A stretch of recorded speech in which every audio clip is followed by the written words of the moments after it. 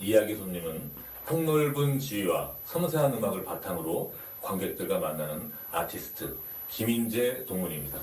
반갑습니다. 반갑습니다. 네, 동문께서는 뉴욕 필하모니 오케스트라와 같은 세계적인 교향악단들과 함께 주옥 같은 레퍼토리들을 연주한 경험이 있으시고 국내에서는 수원, 광주 시립합창단 객원지휘와 제주 시립합창단, 전주 시립합창단 상임지휘자를 역임하시고 현재 대구 시립합창단 상임지휘자 및 예술감독으로 활동하고 있습니다. 공연 준비로 많이 바쁘실 텐데 나와주셔서 감사합니다. 감사합니다. 반갑습니다. 네. 지난 9월 14일 대구 콘서트하우스에서 정기 연주회 겸 대구 시립합창단 취임 기념 무대를 가지셨죠? 네, 제가 2001년도에 귀국해서 올 6월까지 한 20년 정도의 지자체 시립합창단 상임지휘자를 광주시립까지 하고 지난 7월부터 대구시립에 취임해서 지금 활동하고 있는 중입니다. 예. 제가 듣기에는 그날 상당히 독특한 주제로 콘서트를 개최하셨다고 들었습니다. 어떤 주제였나요? 곡명은 우리나라 젊은 여성 작곡가 우효원이라는 분의 달의 춤이라는 작품이었습니다. 한국 칸타타라고 우리가 장르를 정할 수 있는 11개 악장으로 되어 있는 복잡하고 되게 다양한 음악인데 구성은 서양 현악기와 우리나라 국악기의 해금, 대금, 가야금, 피리, 생황, 아젠 그런 것들 독주악기들이 들어오고요. 합창은 대구시립이 했지만 사실 이 작품은 끌어나가는 힘은 남자 소리꾼, 남창이 창을 하면서 가져가는 곡이었습니다. 이 작품을 선택한 이유는 21세기가 들어오면서 사실은 음악과 예술과 문화에 굉장히 다양하고 왕성한 융합의 작업이 있었기 때문에 동양과 서양이 만나고 장르와 장르가 만나고 또 기악곡과 합창, 성악이 만나서 시너지를 만들어내는 굉장히 다양한 활동들이 지금 진행되고 있어서 제가 이제 5번째로 맡게 된 대구시립에서는 그런 융합이라고 하는 것을 큰 어떤 타이틀을 가지고 앞으로 시민들을 만나겠다는 약속을 드리는 의미에서 그런 작품을 제가 선택하게 됐습니다. 잘 알겠습니다. 자, 지휘자라고 하면 결국 전통적인 스코어를 재창조하는 음악가이다. 이렇게 말씀드릴 수 있을 것 같은데요. 우리 감독님께서는 어떻게 말씀하실 수 있을까요? 사실은 음악이 생기자마자 지휘자가 필요했던 건 아닙니다. 네. 그런데 바로크 시대라고 하는 그 시대가 지나오면서 음악이 굉장히 복잡해지고 다양해지고 또 편성이 굉장히 커지고 하면서 동시에 여러 사람이 같은 악보를 가지고 연주하는 일들이 생기면서 다양한 작곡가들의 작품을 소화해내기 위해서는 그 다수의 음악인들을 한 구심점으로 모아야 되는 한 사람이 필요하게 돼서 점점 지휘자들이 역할이 필요하게 됐고 이제는 기악곡만이 아니고 합창에서도 그 역할은 굉장히 중요해서 저는 사실은 성악을 공부하고 또 작곡을 공부해서 제 스스로의 얘기를 해서 좀 그렇지만 합창단을 운영하고 합창단을 이렇게 이끌어 나가는데 사실은 작곡적인 측면과 또 성악적인 측면을 어느 정도 아는 것이 큰 유익이 있어서 저는 아마 결과적으로는 그래서 제가 합창주의자가 된 게 아닐까 생각합니다. 네네, 감사합니다. 감독님만의 합창 음악에 대한 어떤 해석과 원칙 같은 것을 가지고 지휘를 하시는지요? 사실은 합창은 기악음악하고 접근 시작점부터가 좀 다릅니다. 네네. 우리가 다 이해하고 있듯이 사람의 몸이 직접적인 악기인 것이 성악이거든요. 네네. 그러니까 기악은 몸의 일부를 가지고 또 다른 악기를 가지고 연주하지만 사람 몸 자체가 악기이기 때문에 이 몸을 어떻게 다루느냐가 사실은 굉장히 중요하고, 예. 또 우리가 늘 경험하는 거지만,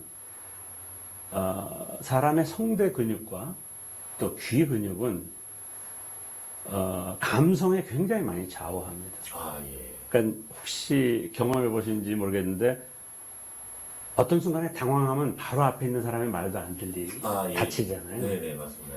그리고 노래는 불러야 되는데 노래 부르기 바로 직전에 무슨 슬픈 일을 알았거나 당하면 목이 메이잖아요. 예. 그러니까 목이 메인다는 말을 결국은 성악하는 사람들은 그런 일이 있어도 해야 될 노래는 해야 되는 그 작업까지는 가야 하지만 네. 성악이라는 일을 할 수 있는데 그런 사람이 다수가 모여 있는 합창은 네네.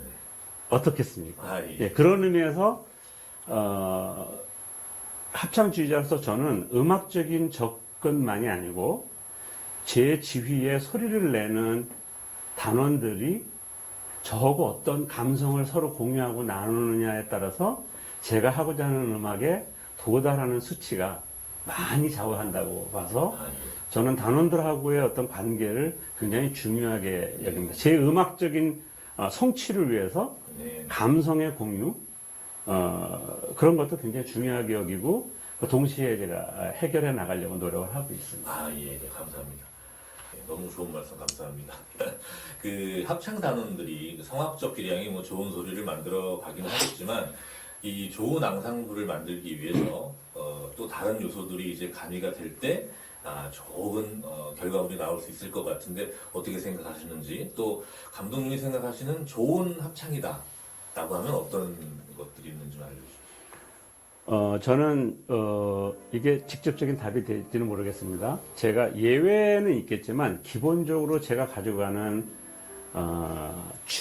음악을 하는 데 있어서 중요한 거 5가지를 제가 하겠습니다. 네. 그게 뭐냐면 높은 음보다 낮은 음을 중요하게 해요. 아, 예.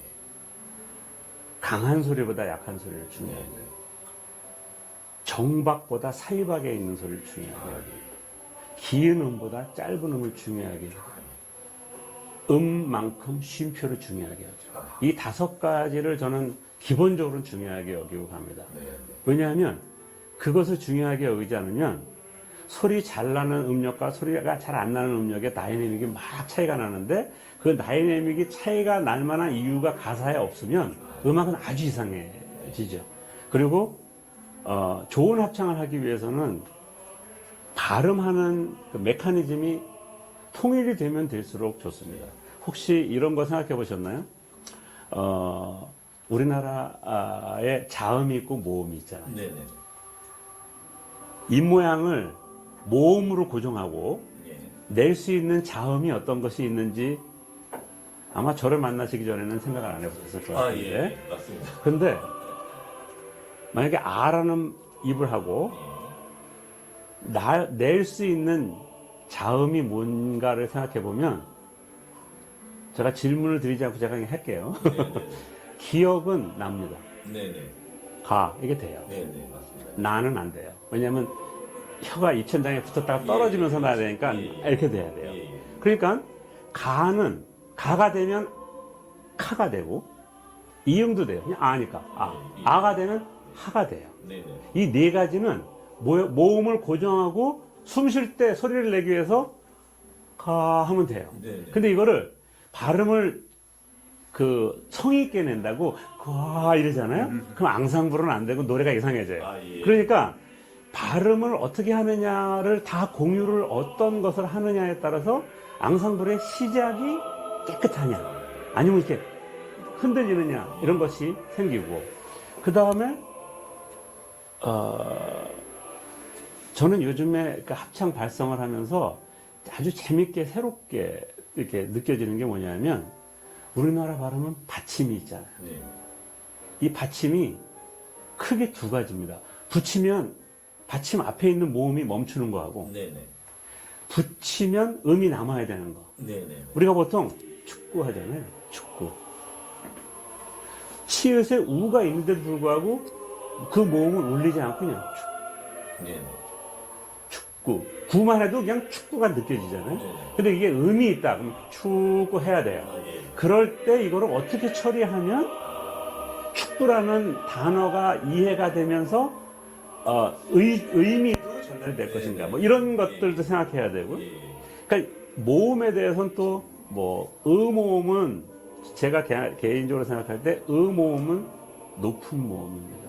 예를 들면 내 마음 하는데 내 마음 의가 낮아지면 음도 안 올라가고 그 음이 갖고 있는 역할도 잘 못해요. 그러니까 의라는 모음은 되게 높아야 되고 그 다음에 또 재밌는 거는 여기저기라는 말을 할 때 여라는 말은 되게 짧게 해요. 가까이 있는 거. 네. 저기는 저기 이렇게 해요. 네네네. 네. 여기 저기. 네네. 그러잖아요? 그러면 거기서 느껴지는 건 어라는 모음은 멀리 보내야 되는구나. 너 해야지. 너 이렇게 하지 않고 너 이렇게 지향성을 가져야 되는 모음이 따로 있고 아, 예. 이런 것들을 발음을 어떻게 하느냐에 따라서 앙상블, 성악의 앙상블이라는 것이 굉장히 많이 차이 나기 때문에 지휘자는 그 작업을 단원들하고 시간을 거쳐서 자기 옷이 되도록 계속 어떤 곡을 다루든지 그 곡 안에서 그런 것들을 훈련하고 접근할 수 있는 것이 뭐가 있는지를 파악하고 접근하면 단원들한테도 유익하면서 음악에도 도움이 됩니다. 그거는 사실은 시간이 걸리는 거라 성급하게는 못하고요. 의지가 좀 필요한 부분이기도 합니다. 전문 지휘자로서 사실 이 자리에 있기까지 여러 곳을 진두지 많이 하셨는데 특별한 이유가 있으신 것은 아닌지 혹시 또 남다르거나 또 인상 깊었던 어떤 곳도 있으셨는데 말씀을 좀 해주시죠. 제가 서두에 말씀드린 것처럼 제가 이제 대구시립 이번에 맡게 된 대구시립까지 5번째 네네. 지자체 단체를 맡고 있는데 그 면면을 보면은 제주시립이 있고요. 네. 그 다음에 전주시립이 있고 네. 서귀포, 제주 도립 서귀포가 있고 네. 광주광역시립이 있고 이제 대구시립입니다. 우리나라가 굉장히 작은 나라이긴 하지만 제가 최근 들어서 더 많이 느낀 건 우리나라의 이 도의 경계에서는 자연하고 관계가 있거나 큰 강이 가로지르고 있던가 산이 가로지르고 그러니까 옛날에는 그 가로지르고 있는 그 장애물 때문에 문화도 다르고 억양도 다르고 풍습도 다르잖아요. 네. 그러니까 제가 다닌 곳이 다 제주도나 서귀포는 정말 독특한 곳이고 전주는 사실은 전라북도이지만 사실은 전주에서 사람들을 만나니 억양은 많이 충청도 억양이 더 많아요. 더 많고 거기에서 이제 광주 오니까 광주는 또 다른 광주하고 대구 왔더니 이것도 완전히 다르잖아요. 사실은 그 지역은 다 특색이 있었습니다.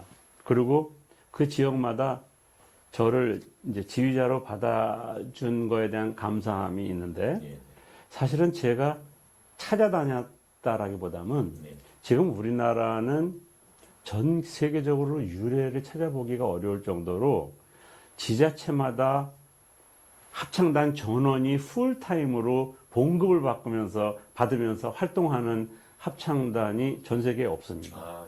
유럽에 가도 합창단이 있으면 라디오 방송국 합창단, 이게 방송국 합창단이 있지 없습니다. 근데 우리나라는 제가 알기로는 어림잡아 지휘자, 반주자, 합창단 단원들이 전체가 상임인, 월급을 받는 상임인 데가 26, 7곳. 반은 상임, 반은 비상임 다 합하면 한 50곳 됩니다. 그러니까 굉장히 합창단이, 그런 전문 합창단, 프로 합창단은 많죠. 그런데 합창단 단원들도 단원들이지만 지휘자는 어떤 테스트를 거쳐서 오디션이라는 테스트를 거쳐서 대부분은 계약을 하고 해요. 그러니까 내 합창단이 아닌 거죠. 사실 어떤 의미에서는 단원은 내 합창단인데 지휘자는 손님같이 가서 계약 기간 안에 열심히 단원들하고 하고 그 결과로 한 번 더 할 수도 있고 멈출 수도 있고 한 것인데 저는 그렇게 해오다가 이제 대구까지 온 그런 상황입니다. 제가 어디 그 인터뷰에서 그 공연 계획을 말씀하시는 중에 이제 소외된 계층과 시민들이 있는 곳으로 찾아가는 형태의 공연을 계획하신다고 들었습니다. 저희 총동창회가 이번에 이제 참여하는 동창회, 찾아가는 동창회로 지금 자리매김을 하려고 노력을 하고 있는데, 이 찾아가는 공연 어떤 형태입니까? 저 혼자만의 생각은 아닐 겁니다. 특별히 지자체에 속해 있는 전문합창단은 이게 세금으로 운영되기 때문에 우리가 잘 준비했으니까 음악회에 오십시오 이렇게 음악회장으로 오시게 하는 홍보만 하는 것이 아니고 그 음악회장에 시간을 내거나 여러 가지 물리적으로 오시기 어려운 분들이 많습니다. 그리고 한 번 음악을 준비했지만 음악회장이 합창을 잘 할 수 있는 음악회장은 천석 안팎이에요. 그러면 한 번 할 때 천석을 꽉 채운다고 해도 시민 1000명밖에 못 만나는 거죠. 네, 그렇죠. 그래서 저는 이제 이 지휘자들이 대부분 생각하실 때 잘 준비해서 우리 합창단 연주 잘 준비했으니까 오십시오라고 하는 초대하는 음악회도 있지만 혹시 우리 필요하신가요? 이렇게 질문을 하는 마음으로 신청을 받으면 신청을 받아서 만약에 병원이 아니면 교정시설이든 아니면 초중고 학교든 때로는 뭐 대학까지 포함해서 그런 교육단체들 또 불우시설 또 노인병원 이렇게 가족하고 떨어져서 따로 지내시는 분들이 계시는 이런 데서 요청이 오면 우리가 그분들의 연령이나 상황에 맞는 레퍼토리를 짜서 가서 만나는 일들을 하고 그 다음에는 도시에 거점들이 있습니다. 야외 공연을 하면 좋을 만한 거점들이 있어서 그러면 지자체하고 협의해서 거리에서 무작위로 그냥 연주를 하면 지나가는 사람들이 또 근데 그럴 때는 또 레퍼토리를 또 잘 선택해야 됩니다. 훨씬 듣기만 해도 흥이 날 만한 것들.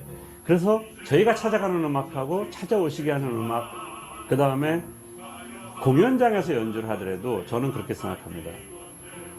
객석에 모인 분들을 무대 위로 이렇게 끌어올리는 연주가 있는가 하면 우리가 음악으로 객석을 향해서 쫙 내려가는 연주, 그 레퍼토리가. 그래서 객석 친화적인 음악이 있고, 어떤 뭐라 그러죠?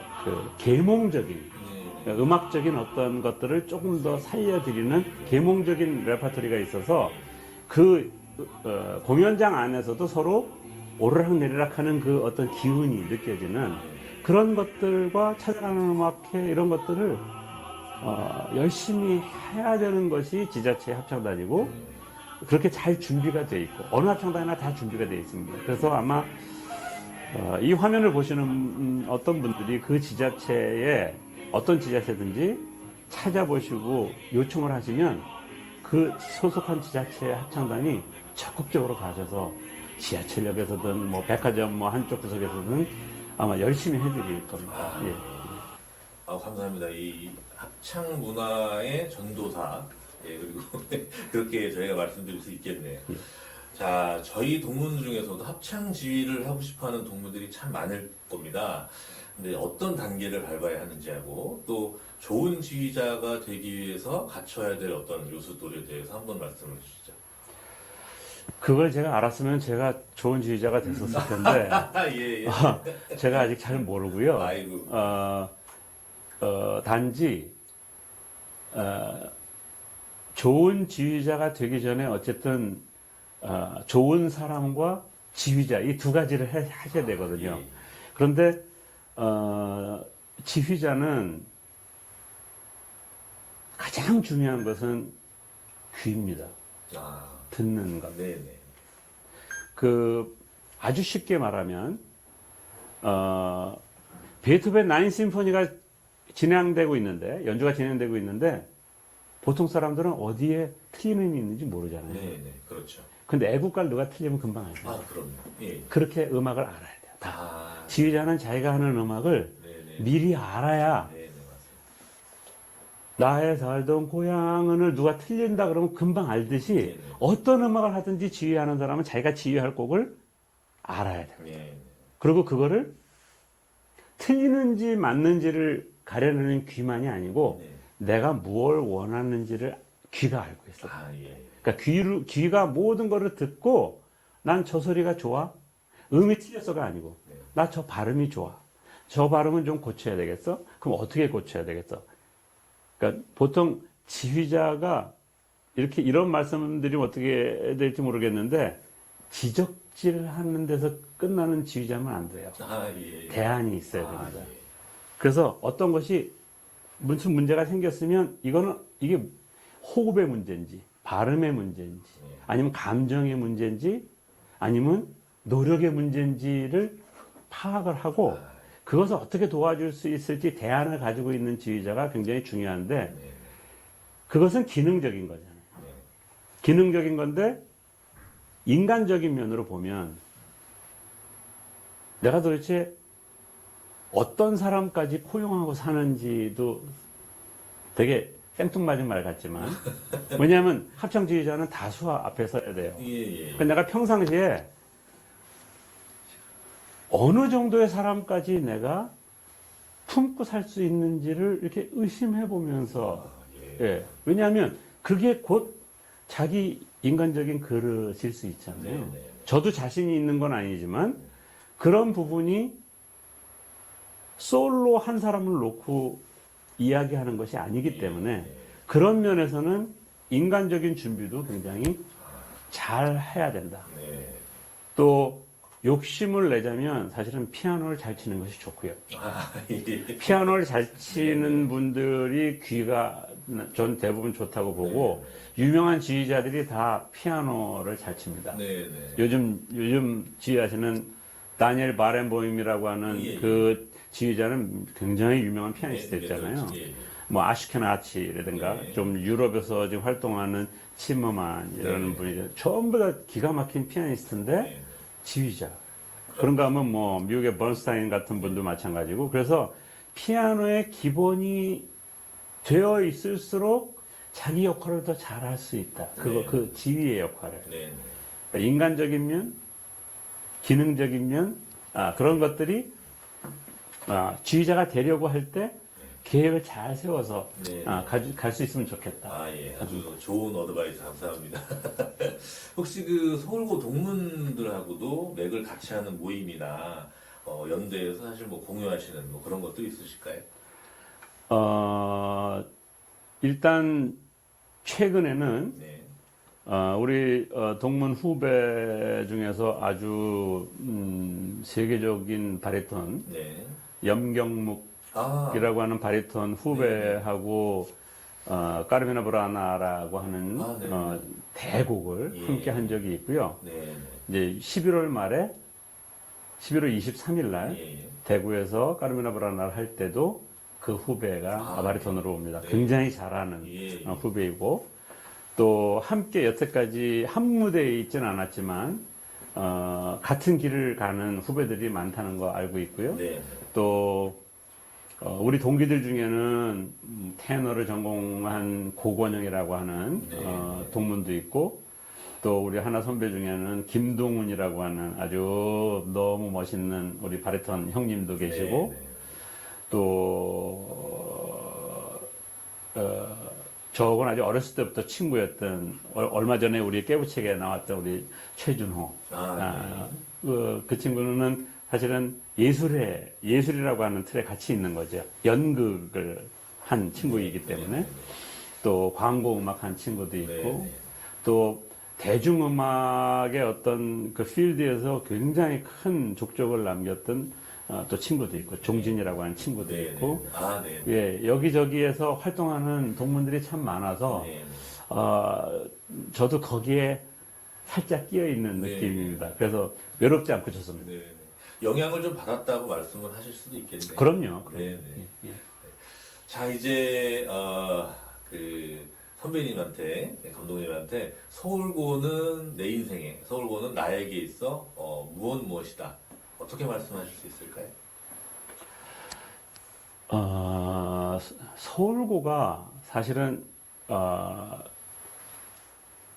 저는 제가 서울고등학교를 추첨해서 들어갔는데 제가 추첨해서 들어갔을 때 제가 사는 동네가 성북구 저 끝에 있는 장이동이라는 곳이었어요. 네.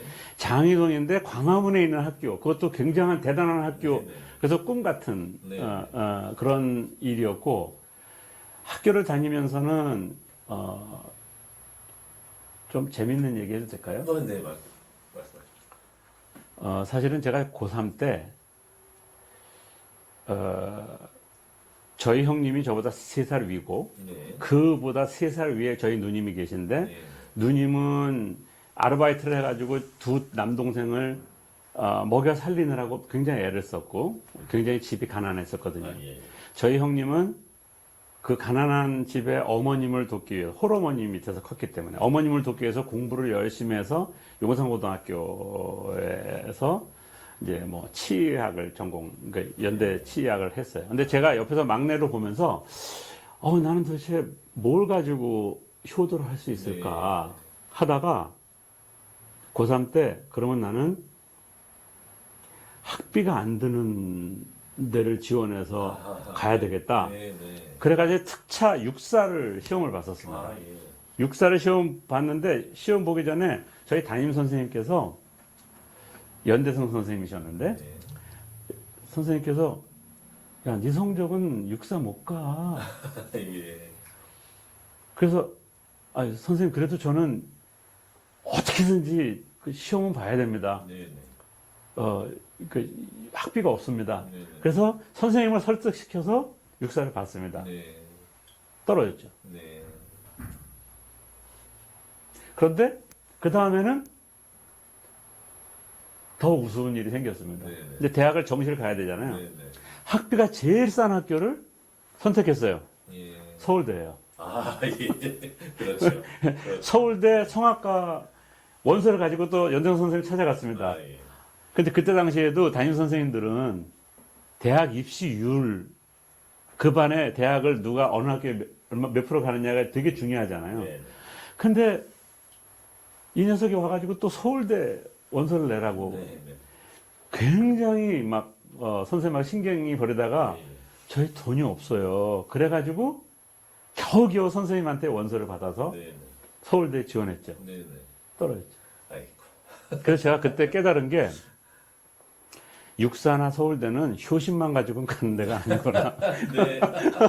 그런 네. 생각이 있었습니다. 네, 네, 네. 근데 학교 다니는 3년 내내 굉장히 그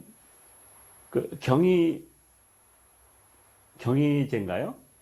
경희 예술제. 예, 예. 그걸 통해서도 저는 굉장히 제 안에 있는 어떤 그 예술적인 어떤 것이 있었는지 아무튼 이렇게 네, 네. 또 건드림을 받았고, 네, 네. 또 제가 있을 때 음악 선생님께서 정말 저는 존경하는 그런 선생님이셨어요. 김광진 선생님, 네. 조성보 선생님, 네. 이게 두 분이 계셨었는데 그분들의 영향을 좀 많이 받았고요. 그래서 더군다나 저는 그 광화문에 있는 우리 경희궁 그 캠퍼스가 정말 너무 좋았기 때문에 3년 내내 그 운동장 3바퀴씩 뛰고 올라가도 힘들었지만 네, 네. 학교 교정도 너무 좋고 네, 네. 저는 잊을 수 없는 학창 시절이었던 것 같습니다. 네, 네. 아주 서울고를 재학 시절에 만끽을 하셨습니다. 그렇습니다. 예, 네, 예, 네. 예. 잘 들었습니다. 자, 이제 마지막으로 그 재학 시절에 그 기억나는 친구나 아니면 저 은사님이 혹시 있으면은 말씀 한번. 예, 저는 그 1, 2, 3학년 담임 선생님들이 다 기억나고요. 네, 네, 1학년 때는 박홍래 선생님 수학 선생님이셨고 네, 네. 2학년 때는 김진태 선생님이시라고 하는 네. 그 국어 선생님이셨고 네. 3학년 때는 연대성 선생님, 영어 선생님이.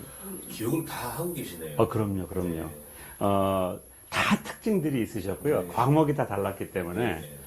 굉장히 아버지 같은 분들이셨어요. 아주 점잖으시고 그리고 이런 편견이 있는 건 아니지만 특별히 저희 학교 출신 선생님들은 뭔가가 좀 더 달랐어요. 네. 그래서 사실은 우리가 보통 깡패 했던 그 성경수 선생님도 계시고 네, 네, 네.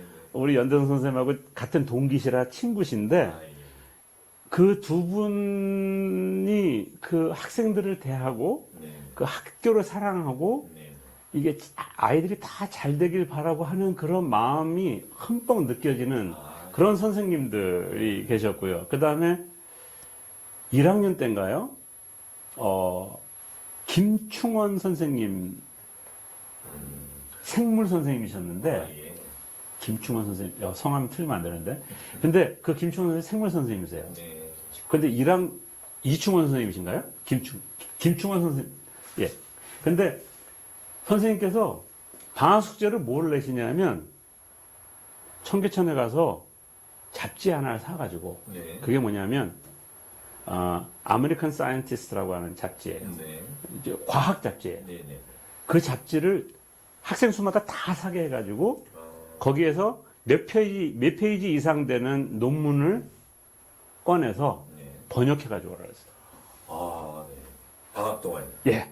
방학 숙제, 생물 방학 숙제. 네. 담임 선생님도 아닌데. 근데 그거가 너무 인상적인데 네. 그걸 해가지고 이제 집에 와서 막 하려고 그러니까 저희 형님이 야, 이건 너 뭐 하는 거야? 그래서 네, 네.